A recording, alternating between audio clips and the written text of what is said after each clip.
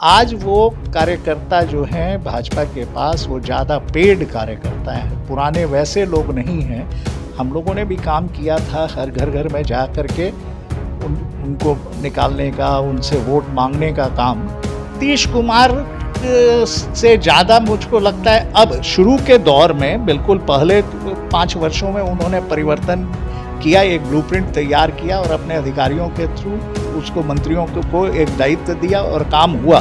Clear कहा हुआ है हमारे प्रशांत जी ने कि कोई बालू माफिया, शराब माफिया वो नहीं आएंगे, उनके कहने से उनके विभाग के मंत्री नहीं चुने जाएंगे।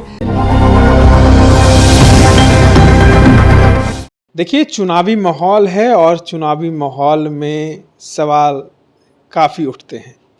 सवाल इस बार हम जनस्वराज के जिलाध्यक्ष अपराजित सौरभ से करने वाले हैं। सवाल इसलिए करेंगे क्योंकि चुनाव है और चुनाव में तीसरा विकल्प बनकर जनस्वराज आया है। सबसे पहले स्वागत है सर आपका।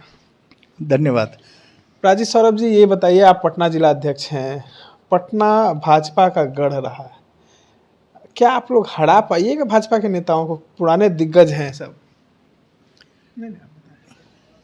जी, जिन लोगों ने भाजपा को स्थापित किया पटना में, 1980 में भाजपा स्थापित हुई और तब से पटना महानगर में जो 4 विधानसभा, अब 4 विधानसभा है, तब 3 विधानसभा होती थी, पटना पूर्वीय, पटना केंद्रीय, पटना पश्चिम, तीनों पे जीत की जो श्रृंखला शुरू हुई 1980 में, वो श्रृंखला आज तक चल रही है। इस बात को मैं स्वीकार करता हूँ। बट वो उन में जो लोग लगे थे, आज वो लोग नहीं हैं। भाजपा जिस तरह की आउटसोर्सिंग मॉडल पर चली गई है, अमित शाह जी ने जिस तरह का मॉडल, सुशील कुमार मोदी की बात कर रहे हैं क्या? मैं सुशील जी की बात नहीं कर रहा, मैं ऊपर से बात कर रहा हूँ। अमित शाह जी ने वो मॉडल शुरू किया था, पन्ना प्रमुख और बूथ अध्यक्ष वाला मॉडल। बाद में सुशील जी ने उसको कॉपी किया, उसी से ट्रेंड होकर के उसी चीज़ को आगे बढ़ाया उन लोग। वो तब कार्यकर्ता करते थे इस काम को, संघ के स्वयंसेवक इस काम को करते थे। बूथ पर जीत बूथ पर होती है, यह सबको पता है। और उस समय बूथ तक लाने वाले जो लोग होते थे वो स्थानीय लोग होते थे और डेडिकेटेड लोग होते थे। वो एक एक घर में लोगों को व्यक्तिगत रूप से जानते थे, सबके यहाँ आना जाना होता था। चाची चलिए वोट देने, चचा चलिए, भैया चलिए, भाभी चलिए, घर से निकाल करके वहाँ तक ले जाने का काम वो करते थे। आज वो कार्यकर्ता जो हैं भाजपा के पास, वो ज़्यादा पेड कार्यकर्ता हैं, पुराने वैसे लोग नहीं हैं। हम लोगों ने भी काम किया था हर घर में जा कर के उनको निकालने का, उनसे वोट मांगने का काम किया था 1980 में, 77 से ही, 77 में किया, 80 में किया, 85 में, 90 में। तो मुझे मालूम है कि उस वर्षों में किस तरह से कार्यकर्ता आगे निकलते थे। आज वो सारे कार्यकर्ता सरकार में आ गई, भाजपा की भी सरकार है, 2 मुख्यमंत्री हमारे हैं, लेकिन उनका काम नहीं हो रहा, उनका स्वयं का काम नहीं हो रहा। तो वो कार्यकर्ता और उनका परिवार हतोत्साहित है। उनके परिवार से भी लोगों को रोजगार के लिए पलायन करना पड़ रहा है। तो पूरा जनरेशन 1980 के बाद, 85 के बाद, 90 के बाद के जो लोग हैं, उस समय जो रहे होंगे 20 साल के और उत्साही कार्यकर्ता रहे होंगे, वो आज 60 साल के होने को आ गए, 50 साल के होने को आ गए और अब तक उनके पास खुद की नौकरी नहीं है, किसी तरह बस जी रहे हैं। तो उनके बच्चों के भविष्य के लिए उन्होंने अब छोड़ दिया है, भाजपा से मोह भंग हो गया। उदाहरण के लिए बांकीपुर सीट में नवीन सिन्हा और उनके पिताजी को 35 वर्ष हो चुके। 35 वर्षों में अगर आप पटना के हैं या पटना की जानकारी रखते हैं तो आपने क्या विशेष परिवर्तन देखा? परिवर्तन हुआ है, हिंदुस्तान का कोई गांव नहीं है, शहर नहीं है, कस्बा नहीं है। आप बात घुमा रहे हैं, आप हिंदुस्तान पे लेके चले गए। नीतीश कुमार परिवर्तन किए, नीतीश कुमार से ज़्यादा मुझको लगता है अब शुरू के दौर में, बिल्कुल पहले 5 वर्षों में उन्होंने परिवर्तन किया, एक ब्लूप्रिंट तैयार किया और अपने अधिकारियों के थ्रू उसको मंत्रियों को एक दायित्व दिया और काम हुआ। मानता हूँ कि पहले 5 साल, लेकिन उसके बाद धीरे धीरे वो मंत्री और अधिकारी के जगह ठेकेदार और अधिकारी, आज जो भी काम हो रहा है, किसी ने जेसीबी मशीन खरीद ली थी, अब वो उसका ईएमआई भरना है, किस्त भरना है, तो इसलिए सड़क बनेगी, इसलिए नहीं बनेगी कि गांव वाले मांग कर रहे हैं। गांव वाले तो कोई मांग करते हैं, जायज़ मांग पर भी लाठी बेचारे खा जाते हैं। लेकिन अगर कोई ठेकेदार जो है बड़ा वो इंजीनियर से पास करा के, अप्रूव करा के, वो आईएएस ऑफिसर से सैंक्शन करवा ले रहा है, उनका काम हो रहा है। तो यानी आप देखिए, अभी अस्पताल बना है, पीएमसीएच का अस्पताल मंगल पांडे ने बनाया। सुनने को आ रहा है कि विश्व के 2 सबसे बड़े अस्पतालों में इसकी गिनती है, 5000 बेड है। तो अस्पताल में परचेज के अलावा एक बिल्डिंग बन रहा है, उसमें कोई ठेकेदार होगा, उसमें पलंग खरीदे जाएंगे, ईसीजी मशीन खरीदे जाएंगे, कंप्यूटर खरीदे जाएंगे, टेबल खरीदे जाएंगे, कुर्सी खरीदे जाएंगे, 2, 4, 5 हज़ार 10 हज़ार करोड़ का सामान खरीदा जाएगा। लेकिन डॉक्टर की बहाली, डॉक्टर तो बेरोजगार घूम रहे हैं, डॉक्टर को आप वो कॉन्ट्रैक्ट पर रख रहे हैं, नर्स को आप कॉन्ट्रैक्ट पर रख रहे हैं। तमाम नेताओं की तो बोलती आप लोग बंद कर दे रहे हैं। आप लोग ऐसे बयान खुलासे कर रहे हैं, ऐसे बयान प्रशांत किशोर दे रहे हैं कि जनता उनको खदेड़ रही है। बिल्कुल, जनता, यही मैं कह रहा था, वही जनता जो किसी एक परिवार में 35 साल से वोट दे रही है। यहाँ अरुण सिन्हा जी कुमरार क्षेत्र से 5 बार 6 बार जीत चुके, नितिन नवीन जीत चुके 5 बार 6 बार, संजीव चौरसिया जी जीत चुके, वो भी 2 बार जीत चुके हैं, या उनके पहले भी भाजपा के लोग ही जीतते रहे। तो ये जीत हार जिन लोगों ने उनको माला पहनाया था, आज उस भाषा का मैं प्रयोग नहीं कर सकता जो आप समझ रहे हैं कि किस तरह के माला की बात मैं करने वाला था, लेकिन शब्दों को जो संयम में रखूँगा कि उस तरह के माला पहनाने की बात हो रही है। जिस तरह से आप भी लोग ऐसा मौका ला दिए ना, खुलासे कर रहे हैं, चेहरे उजागर कर रहे हैं, तो हमारा काम ही यही है कि एक स्वच्छ शासन प्रशासन की बात करना। स्वच्छ, आपके विधायक रहेंगे स्वच्छ?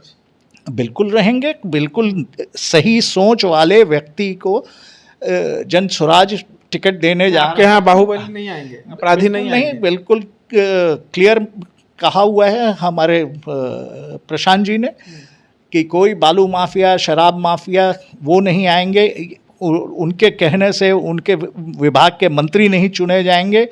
ये सब पढ़े लिखे और समाज के लिए जो सोचने वाले व्यक्ति होंगे, जिनके पास एक विजन होगा, दृष्टि होगी, समाज को सुधारने, बदलाव लाने की, ऐसे लोगों को ही टिकट दिया जाए। लेट काहे कर रहे हैं आप लोग?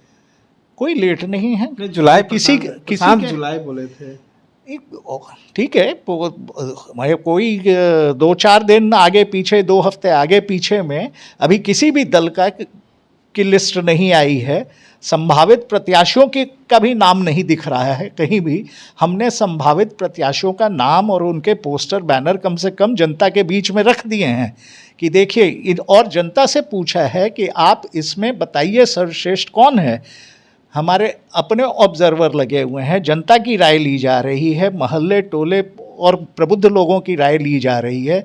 हर स्तर पर, 3 स्तर पर हमारे नाम जो हैं, पहले हमने वो तय किया कि संभावित प्रत्याशी की ऐसे लोग भर सकते हैं जिनका कोई भी किसी तरह का बेदाग छवि वाले लोग हों, किसी तरह का दाग न लगा हो, वो भर सकते हैं। उन्होंने आवेदन दिया है, उन नामों को हम जनता के पास लेकर के जा रहे हैं। अभी अगले चरण में बिल्कुल ओपन फोरम होगा, जनता जिनको चाहेगी वो नाम ही ऊपर जाएंगे चयन समिति के पास। देखिएगा जल्द खुलासा होने वाला है। एक और सवाल ले लेते हैं। आप पटना के जिलाध्यक्ष हैं और पटना में बड़ी घटना हो जाती है। ना भारतीय जनता पार्टी के वहाँ कोई मंत्री विधायक जाते हैं, ना सत्ताधारी दल के, ना विपक्ष के, राष्ट्रीय जनता दल के भी कोई जो लोग हैं वो भी वहाँ नहीं जाते। आप लोग वहाँ पर जाते हैं, पीड़ित परिवार से मिलते हैं, जानकारी लेते हैं और उसी के बिहाफ में कल डीजीपी से मिलते हैं। क्या लगता है बिहार में विपक्ष भी खत्म हो गया? यहाँ विपक्ष नाम की चीज़ ही नहीं है, सब सत्ता पक्ष है। यहाँ भाजपा हो, जदयू हो, राजद हो, ये सब आपस में ही हम हो, ये सब आपस में मिल कर के रहते हैं। कभी इनके 5 साथी उनके 5 साथी मिलके मंत्री परिषद बना लेते, कभी किसी के 10, किसी के 4, किसी के 2। ये वही टीम है, चुने हुए हैं, जो प्रशांत जी कहते हैं कि कुछ लिमिटेड परिवार के लोग ही हैं जो इतने सालों से सत्ता में हैं। विपक्ष नाम की कोई चीज़ नहीं है। अगर विपक्ष आप कह लें जो सरकार के खिलाफ या प्रशासन के खिलाफ आवाज़ उठाए, उसको अगर आप विपक्ष मान रहे हैं तो आज सिर्फ जनस्वराज है।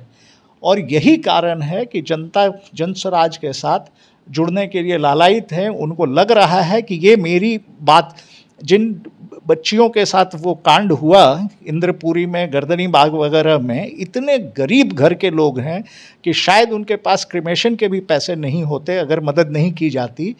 तो ऐसे लोगों की आवाज़ बन के जनसुराज आगे आ रहा है, जिस कारण से हम लोकप्रिय होते जा रहे हैं। जनता स्वतः हमारी ओर झुकते जा रही है। हम उनकी आवाज़ कोई थाने में जाके घेराव नहीं कर रहे हैं। हम डीजीपी से एक अच्छे माहौल में बात कर रहे हैं कि ये नहीं होना चाहिए, ये इस तरह का एक बदलाव की बात कर रहे हैं कि समाज में आप पर भरोसा रहे, पुलिस प्रशासन पर लोगों को भरोसा रहे। हो क्या रहा है आज जो है, सरकार ने प्रशासन को ऐसा प्रशिक्षित कर दिया है, जिनके घर में हत्या हुई, सरकार ने किया है।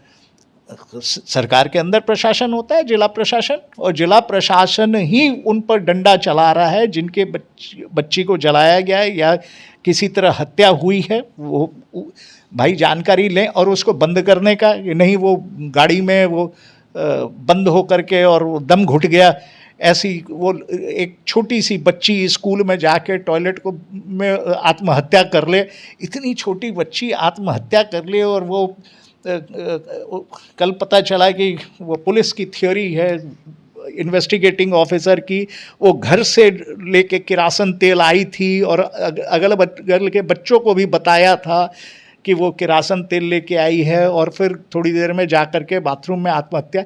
ये तो विश्वास के परे है इस तरह की कहानी, जो पुलिस प्रशासन असंवेदनशील हो करके जिस तरह की कहानी वो लोग बना रहे हैं और उसके बाद पिटाई कर रहे हैं जो उनकी आवाज़ उठाने की कोशिश कर रही है।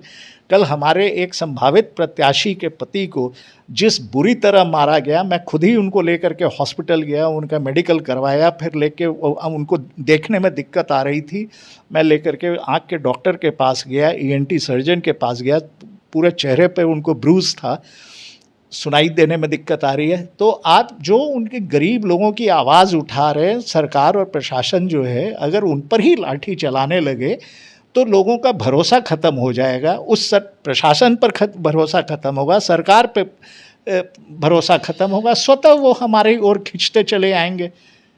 चलिए, तमाम बातों को सुन रहे थे। हमारे साथ प्राजित सौरभ थे, पटना जिला अध्यक्ष हैं। इस तरह के तमाम अपडेट्स के लिए बने रहे इनसाइडर लाइव के साथ। धन्यवाद।